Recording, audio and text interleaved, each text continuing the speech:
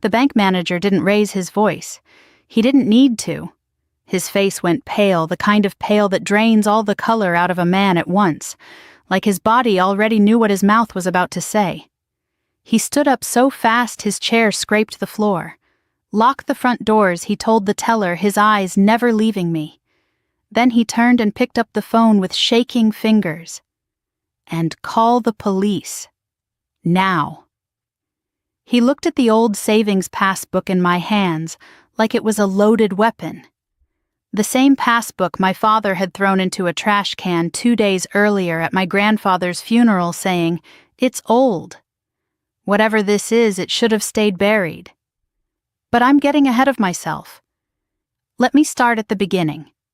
My name is Claire Donovan, and I'm 32 years old. I'm an active duty service member in the United States Air Force, currently stationed at a base 3 states away from the town where I grew up. I wear my hair tight, my boots polished, and my emotions controlled. The military teaches you how to compartmentalize, how to put grief in one box, anger in another, and keep moving forward because someone is always counting on you to do your job. When my grandfather died, I was granted 3 days of emergency leave. 3 days to come home, bury a man who had quietly been the most stable presence in my life, and then return to base like nothing had changed. I told myself I could do that. I've handled worse under pressure, but families have a way of finding the cracks you didn't know were there.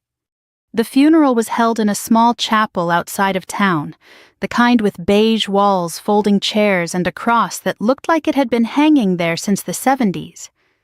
The air smelled faintly of lilies and burnt coffee. People shook my hand and thanked me for my service.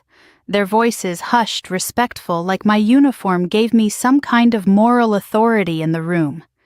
I wished it did. My father, Richard Donovan, stood near the front, receiving condolences, like a man accepting congratulations after a long meeting. He looked composed. Too composed. Black suit, crisp tie, posture straight. If you didn't know him, you'd think he was grieving with quiet dignity. If you did know him, you'd recognize the tension in his jaw, the look he got when things weren't fully under his control. My grandfather, Thomas Donovan, had been 88 years old. He worked as a municipal accountant for most of his life. Numbers were his language. He trusted systems records and things that could be verified twice. He lived in the same modest house for 40 years, drove the same truck until it physically could not move anymore, and wore the same jacket every winter, even after the lining tore. Everyone assumed he didn't have much. My father encouraged that assumption. After the service, we gathered at my grandfather's house. People drifted from room to room, making small talk, drinking soda from paper cups. My father was already talking about logistics, what would need to be sold, what repairs were unnecessary, how quickly the property could be cleared. He spoke with authority, like the decisions had already been made. I slipped away to my grandfather's study. It was the smallest room in the house, but it had always been my favorite. The shelves were lined with old binders and accounting manuals. The desk still smelled faintly of pencil shavings and lemon oil. I stood there for a moment, letting the quiet settle, feeling the weight of everything I hadn't said to him while I still could. That's when I noticed the envelope. It was tucked into the bottom drawer of his desk, plain white, my name written on the front in his careful, deliberate handwriting. Inside was an old savings passbook. The cover was worn and cracked, the pages yellowed with age.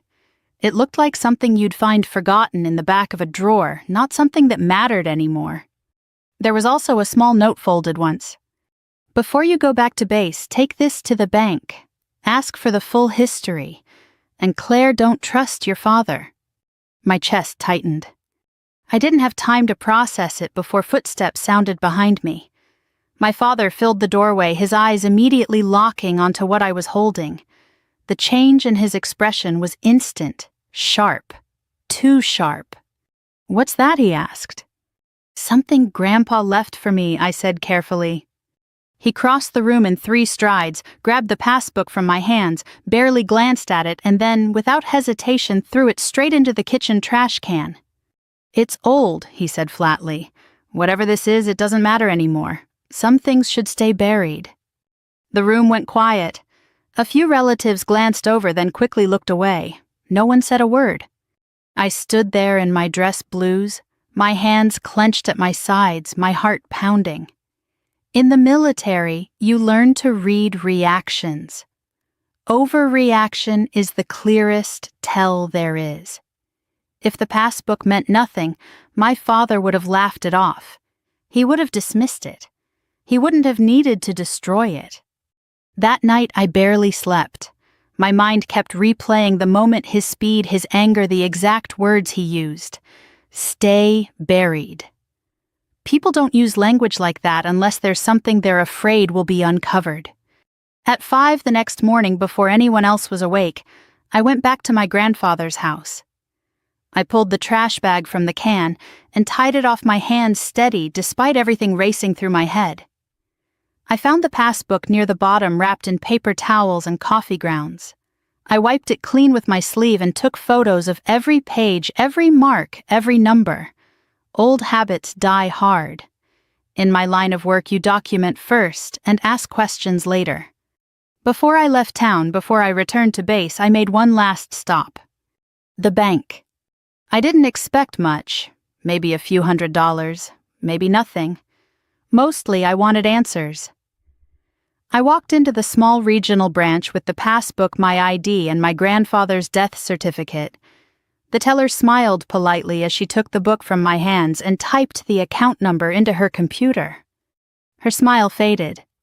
She excused herself and disappeared into the back. Minutes passed, then more. Finally, a man in a dark suit approached and asked me to follow him to a private office.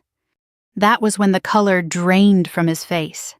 That was when he told them to lock the doors. And that was when I realized my grandfather hadn't asked me to go to the bank for closure. He'd asked me to go for justice. I sat alone in that small office while the bank manager made his phone calls, the old passbook resting on the polished desk between us, like it could hear everything being said about it. The walls were decorated with framed certificates and a faded photo of the town's first bank building from decades ago. The air smelled faintly of dust and copier toner. Somewhere beyond the closed door, I could hear muffled voices and the low hum of printers. But before any of that, before the pale face, the locked doors, the police, I need to take you back again. Because what happened at the bank only made sense once I fully understood what had been happening inside my own family for years. Growing up, my father was the unquestioned authority in our house. His word wasn't just final, it was law. He believed respect flowed in one direction only, and disagreement was the same as disobedience.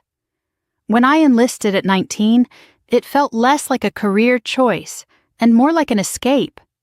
The military gave me structure, clarity, and rules that were applied evenly. My father never forgave me for choosing that over staying home and doing things his way. My grandfather was different. He listened. He asked questions. He never talked down to me even when I was a kid who didn't know much about the world. When I visited him during leave, we'd sit at his kitchen table with mugs of weak coffee, and he'd tell me stories about balancing city budgets, about mistakes people made when they assumed no one was paying attention. Most fraud isn't clever, he used to say. It's just patient. After my grandmother died, my father stepped in to help. That was the word he used. He handled bills, managed appointments, organized paperwork. On the surface, it looked responsible, noble even. But over time, I noticed how my grandfather's world began to shrink. Fewer visitors, fewer phone calls. My father always had an explanation. Grandpa was tired. Grandpa was confused. Grandpa didn't feel up to company. The last time I saw my grandfather alive 2 weeks before he passed, he seemed thinner but sharper than ever. He pulled me aside after dinner, his hand surprisingly strong around my wrist. "Your father thinks I don't notice things anymore," he said quietly. "But I notice plenty." Then he told me he'd left something for me. "You're the only one who'll look all the way through it." At the time, I thought he meant a letter, maybe advice. I didn't imagine it would be a passbook my father would try to erase from existence. After retrieving the passbook from the trash, I drove back to my childhood home to pack. My father was already awake, sitting at the kitchen table with a cup of coffee and his phone. He looked up when I walked in, his eyes flicking briefly to my bag. "You heading back to base?" he asked. "Soon," I said. He nodded. "Good. Best not to linger. Too many emotions clouding people's judgment." There it was again, that careful framing. Emotions were always the problem, never actions, never evidence. My phone buzzed as I was loading my car. A text from my father. "You didn't take anything else from the house, did you?" I stared at the screen for a long moment before replying, "Just some old photos." The response came almost immediately. "Fine, don't dig through things that aren't yours." That sealed it. People who aren't hiding anything don't monitor what you might have taken. On the drive to the bank, I kept the radio off. I needed to think. The passbook sat on the passenger seat, buckled in like a fragile witness. I flipped through it at a stoplight. The account entries were sparse, but the numbering felt wrong. Too modern for something supposedly opened decades ago. It didn't match the story my father wanted everyone to believe, that my grandfather had been a confused old man clinging to relics. When I walked into the bank, I was prepared to be disappointed. I wasn't prepared for fear. The teller's hands shook as she typed. She kept glancing at the screen, then at the passbook, then back at me. When she excused herself, I noticed the security guard watching me more closely now. Not suspicious, curious, like something unusual had just happened. The manager introduced himself as Mark Hensley, late 50s, thinning gray hair, voice carefully neutral. He asked for my ID, my grandfather's death certificate, and proof of relationship. I handed everything over without a word. He nodded, then closed the office door behind us. This account, he said, slowly wasn't opened when the passbook cover suggests. My stomach tightened. When was it opened? About 12 years ago, he said, and it was deliberately disguised. He explained that my grandfather had used an old passbook cover to hide a modern savings instrument, one with compound interest untouched for years. The balance had grown quietly, steadily. When he slid the printed statement across the desk, my breath caught. The number was just over $2 million. I laughed once, sharp and disbelieving. My grandfather, who wore shoes until the soles peeled, had been sitting on a fortune no one knew about. But Hensley wasn't smiling. "There's more," he said. In 2017, someone attempted to access this account using power of attorney documents. The request was denied due to signature inconsistencies. Who, I asked, already knowing the answer. He looked me in the eye. "Your father." The room seemed to tilt. Every memory snapped into place, the isolation, the control, the insistence that Grandpa was losing his mind. My father hadn't been helping. He'd been testing boundaries, probing for weaknesses. Hensley cleared his throat.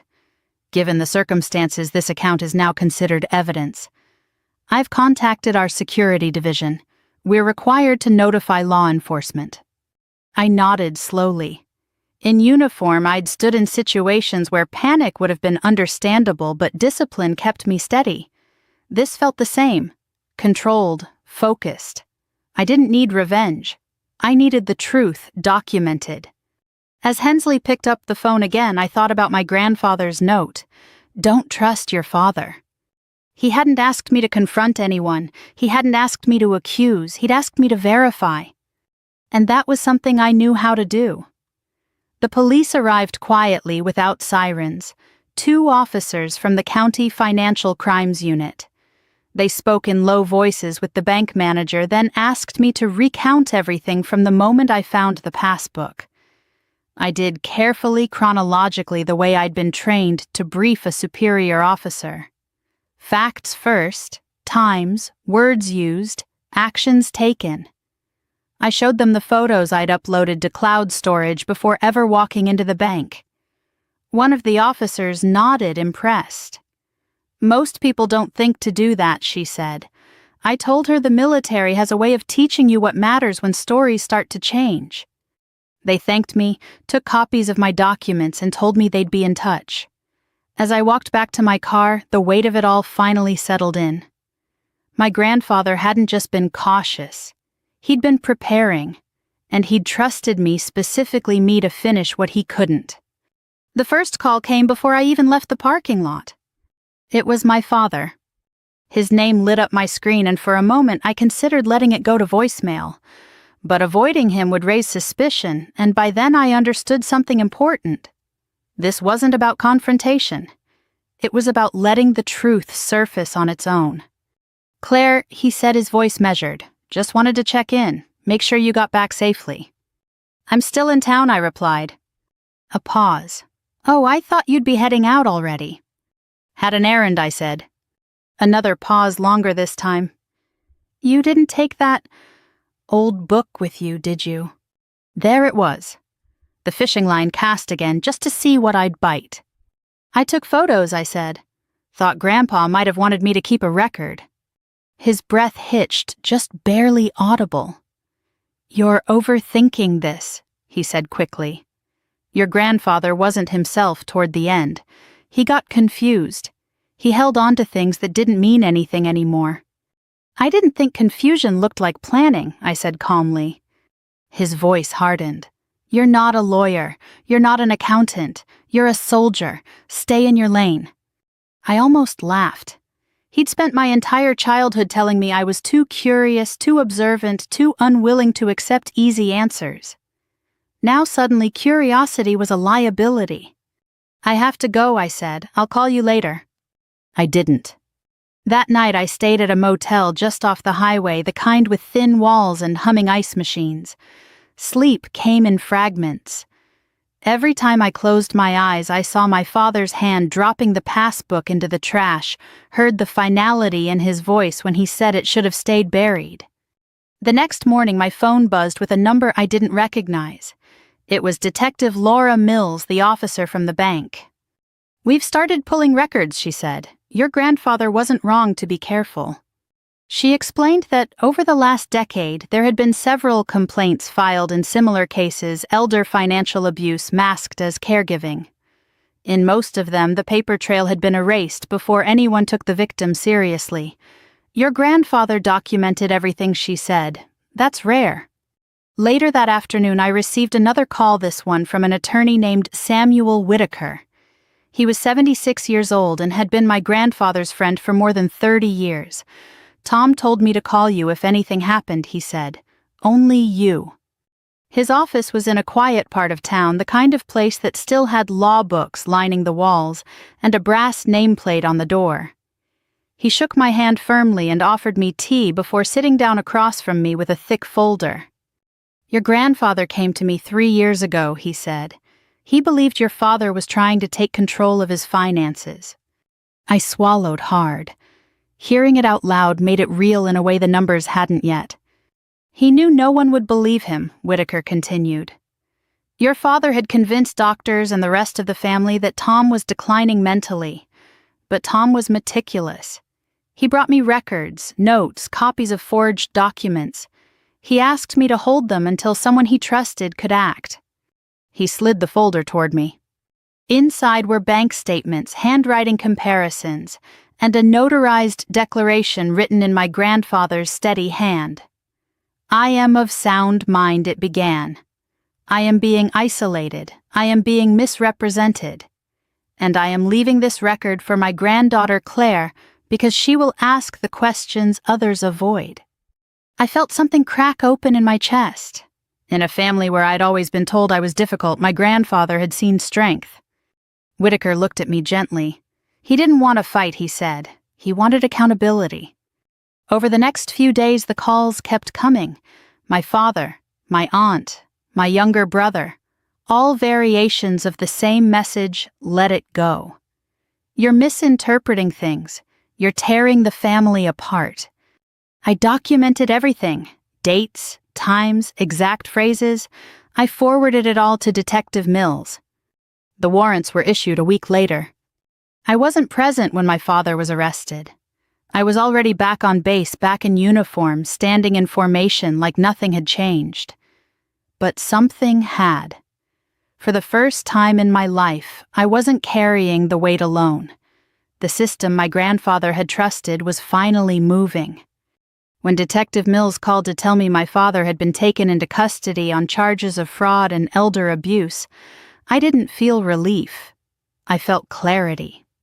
My grandfather had spent years building a case not out of bitterness, but out of patience. He hadn't been waiting for someone to save him. He'd been waiting for someone to finish the work. And now, whether my family liked it or not, that work was going to be seen through. The investigation moved faster than I expected, but not faster than my grandfather had planned for. That became clear as Detective Mills began connecting dots that stretched back more than a decade. Each call from her added another piece to a picture I hadn't wanted to see but could no longer deny. My father hadn't just tried once. He'd tried repeatedly, quietly, methodically testing systems the way a burglar tests doors. He applied for power of attorney under the guise of managing medical decisions. He rerouted mail. He convinced a family doctor that my grandfather was confused, forgetful, a risk to himself. Once that label stuck, it did the rest of the work for him. People stop listening when they think you're losing your mind. When I asked Detective Mills how common that was, she didn't hesitate. It's one of the oldest tricks, she said. Undermine credibility, then drain assets. Back at the bank, the account that triggered everything had been flagged, not just for its balance, but for its structure. My grandfather had opened it under a specific savings instrument that required in-person verification for withdrawals. He'd used an old passbook cover as camouflage, knowing my father would dismiss it as outdated. That small detail, the junk my father was so quick to throw away, had saved more than $2 million. The bank's internal audit uncovered something else: transfers from other accounts that should have been part of my grandfather's estate, but were quietly emptied years earlier. Those funds had gone through a series of shell accounts before landing in places my father controlled. A remodeled kitchen, a boat he claimed was paid off, an investment account he'd bragged about at family dinners. Every lie suddenly had a receipt. I was called back to town to give a formal statement.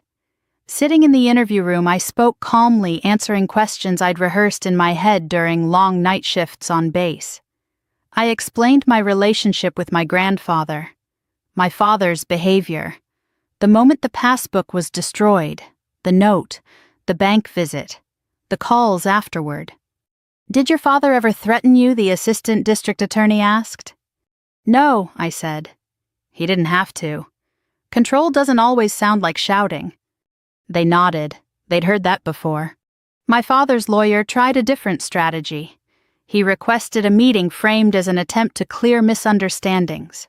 I declined. The prosecution advised against it, and for once my instincts aligned perfectly with protocol. There was nothing to discuss. Conversations were where my father thrived, where he twisted language until facts felt optional. When the case reached the preliminary hearing, I attended in uniform, not as a statement, not as a challenge, just as myself. I sat in the back, hands folded, watching my father avoid my eyes. He looked smaller there, not powerless, just exposed.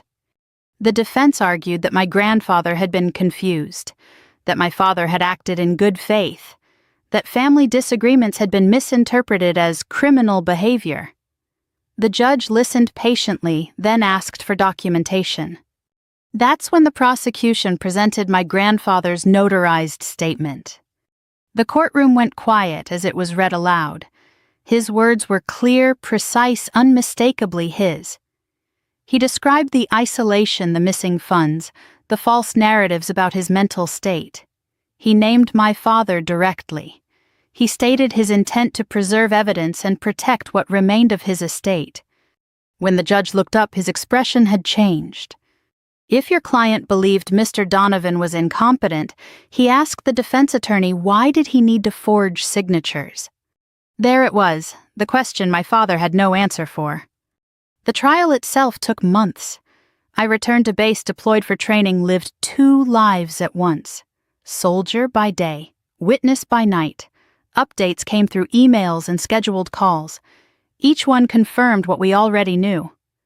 My father was found guilty on multiple counts of fraud, elder financial abuse, and forgery. He received a sentence that reflected both the amount stolen and the length of time he'd spent committing the crimes. Restitution was ordered. Assets were seized. I didn't attend sentencing. I didn't need to. Closure doesn't always require presence. A week later, I met with Samuel Whitaker again. He looked tired but satisfied. "Your grandfather's will was very clear," he said, sliding a single envelope across the desk. He anticipated this outcome. Inside was a letter addressed to me. "Claire," it began. "If you're reading this, then the truth has finally been acknowledged. I'm sorry I had to put this burden on you, but I knew you would carry it with integrity." He wrote about patience, about systems, about how doing the right thing often meant waiting longer than was comfortable. He thanked me for asking questions, for not being afraid of conflict when evidence demanded it. At the bottom, he'd written one final line: "You didn't betray anyone. You honored me." I folded the letter carefully and placed it back in the envelope. The money, what remained and what would be recovered, felt secondary. Important, yes, but not the point. The point was that my grandfather had been heard, that his voice hadn't been erased by convenience or control. As I drove back to base that night, the road stretching endlessly ahead of me, I felt something unfamiliar settle in my chest. Peace. Not the absence of pain, not forgiveness, just the quiet certainty that I'd done exactly what I was supposed to do. The aftermath was quieter than I expected.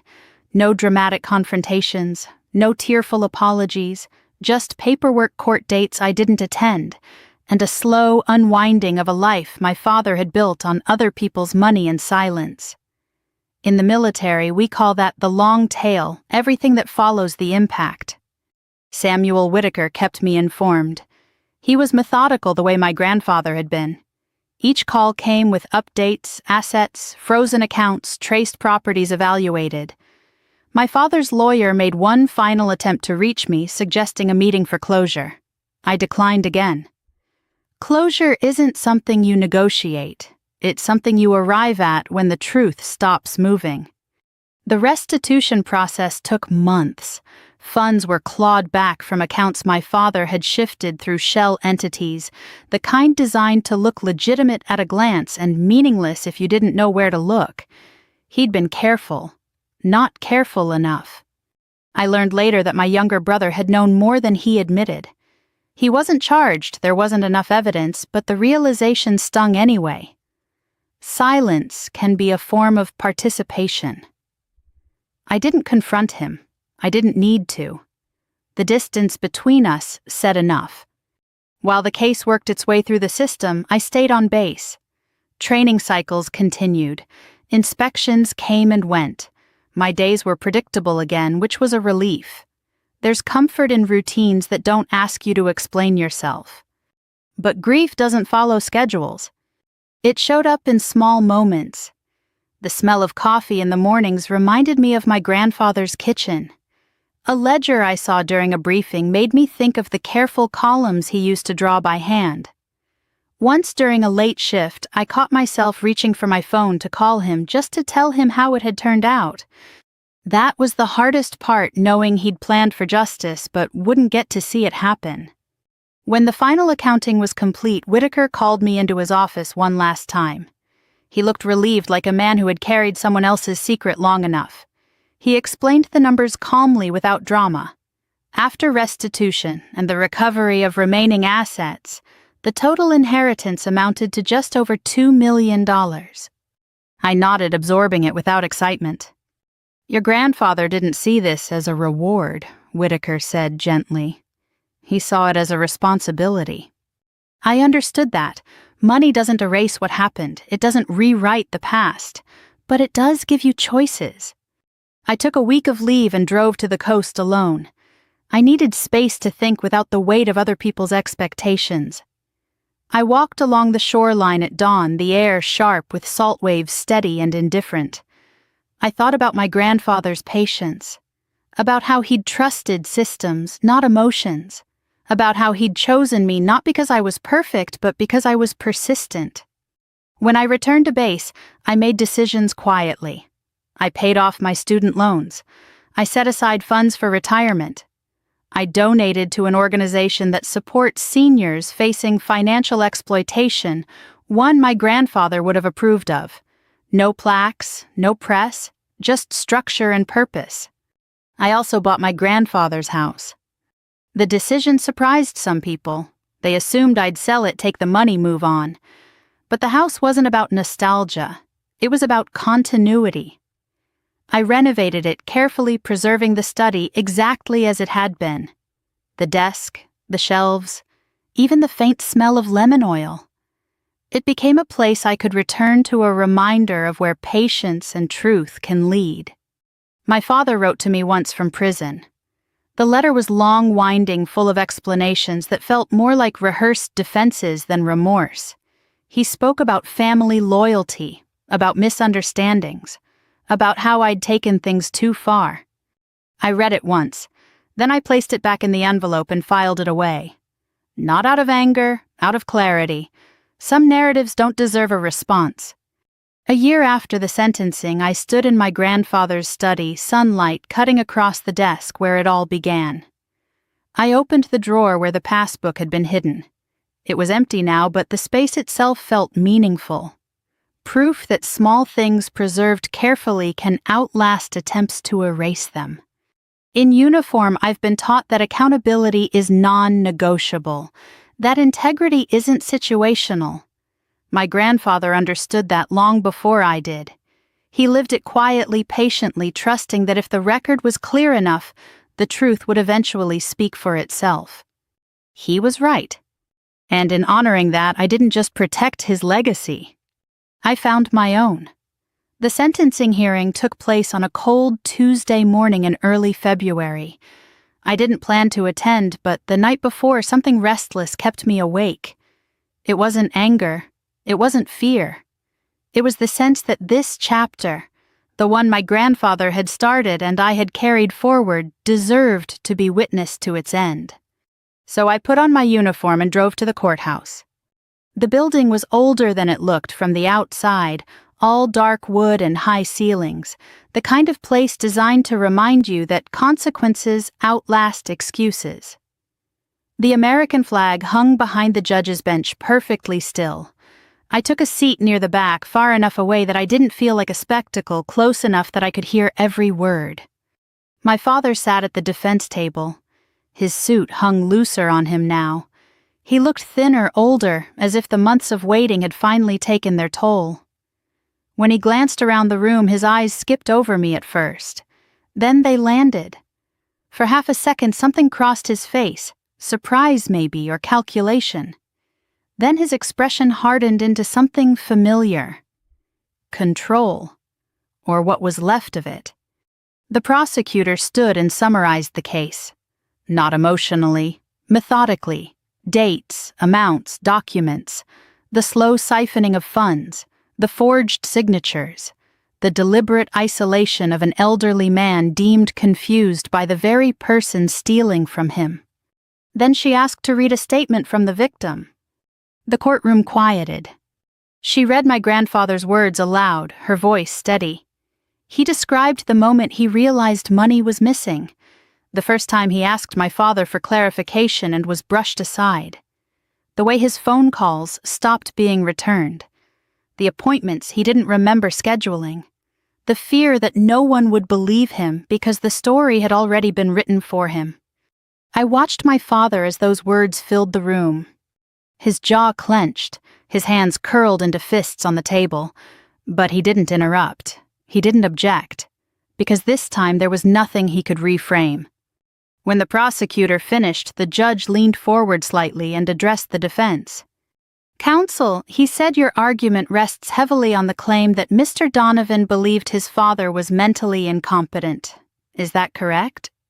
The defense attorney nodded. "Yes, Your Honor." The judge paused, then asked quietly, "Then why was it necessary to forge his signature?" The silence that followed was complete. The defense attorney opened his mouth, closed it, tried again. There was no good answer. Only bad ones. The judge didn't raise his voice. He didn't scold. He simply nodded once, as if a final piece had fallen into place. Sentencing followed shortly after. My father was sentenced to several years in federal prison. Full restitution was ordered. Assets seized. Accounts liquidated. The judge spoke about betrayal of trust, about the particular cruelty of exploiting someone who depends on you. He spoke about deterrence, about accountability. I didn't feel satisfaction as the gavel came down. I felt something quieter. Completion. Outside the courthouse, snow flurries drifted lazily through the air. I stood on the steps for a moment, breathing it in, letting the cold sharpen my senses. Detective Mills spotted me and walked over. "Your grandfather would be proud," she said simply. I nodded. I didn't trust my voice. A few weeks later, my father's attorney contacted me one last time. He said my father wanted to speak with me, to apologize, to explain, to clear the air. I thought about it longer than I expected. In the end, I declined. Not out of spite, but because explanations offered after consequences aren't always about accountability. Sometimes they're just another attempt to control the narrative. Life settled into a new rhythm after that. I returned fully to my duties. Promotions were considered, new responsibilities added. On the surface, nothing about me had changed. But internally, something had shifted. The weight I'd carried for years, the unspoken tension, the sense of always being on guard around my own family had lifted. Samuel Whitaker mailed me one final package. Inside was the original passbook returned now that the investigation was complete, along with certified copies of all documents. On top was a short note in his neat handwriting. Tom always believed the truth didn't need to be loud. It just needed to be preserved. I placed the passbook back into my grandfather's desk drawer the next time I visited the house.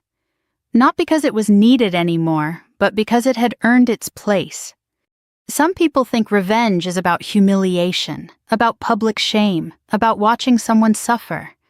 They're wrong. Sometimes revenge looks like patience, like records kept quietly, like systems doing exactly what they're supposed to do when someone finally refuses to look away. My grandfather understood that. And now, so do I. The last letter arrived on a quiet afternoon nearly 6 months after the sentencing. I recognized Samuel Whitaker's handwriting immediately, neat, deliberate, every letter given just enough space to breathe. There was no return address drama, no legal markings on the envelope. Just my name written the way people write when they expect to be taken seriously. Inside was a single sheet of paper and a smaller envelope tucked beneath it. The note was brief. Claire, there is one final item your grandfather instructed me to give you only after everything was resolved. He was very specific about the timing. I believe now is the right moment. Sam. I sat at my kitchen table for a long time before opening the smaller envelope. Outside, the late afternoon sun slanted through the blind's dust motes drifting lazily in the air. For the first time in months, there was no investigation pending, no court date looming, no phone call I was bracing myself to receive. Just quiet. The envelope contained a letter in my grandfather's handwriting.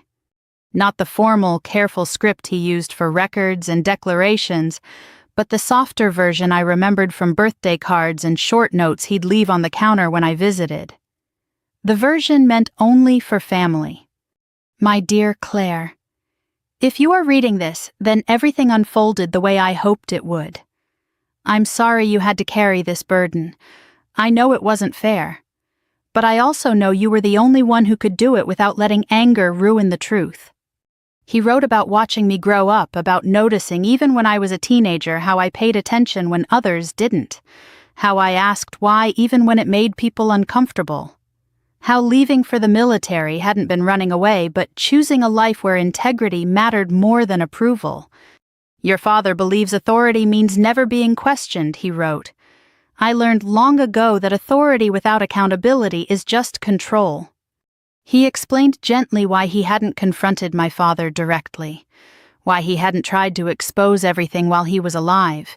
He knew he'd already been labeled unreliable. He knew the system wouldn't listen to him then. So he waited. He documented. He prepared. The truth is patient, he wrote. It can wait longer than any lie. By the time I finished reading, tears blurred the page. Not the sharp, painful kind.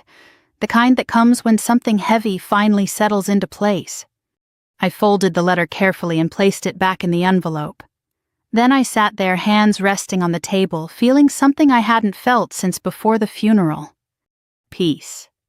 Not happiness, not relief, peace. In the months that followed, life didn't transform overnight. There was no dramatic reinvention. I didn't quit my job or disappear into some fantasy version of healing. I stayed in the Air Force. I continued my service. Structure still mattered to me. Purpose still mattered. But the way I lived inside that structure changed. I used part of the inheritance to establish a small trust dedicated to helping seniors navigate financial decisions, free consultations, document reviews, education on recognizing manipulation, quiet help, practical help, the kind my grandfather would have appreciated. I restored his house fully, not to modernize it, but to preserve it. The study remained exactly the same. The desk, the shelves, the faint smell of lemon oil and old paper. On the wall above the desk, I framed his favorite sentence, handwritten and simple. The truth is patient. My father wrote again. Then again. His letters followed a pattern blame softened into regret. Regret reshaped into requests. He spoke about family, about forgiveness, about how much time he had to think now. I didn't respond. Some people mistake silence for cruelty, but silence can also be a boundary, and boundaries, I've learned, are a form of respect, especially self-respect. My younger brother called once. He didn't ask for money. He didn't ask for favors. He just said he was sorry. I believed him. We're careful with each other now. Honest. That's enough. Every so often I take the passbook out of the drawer and hold it for a moment.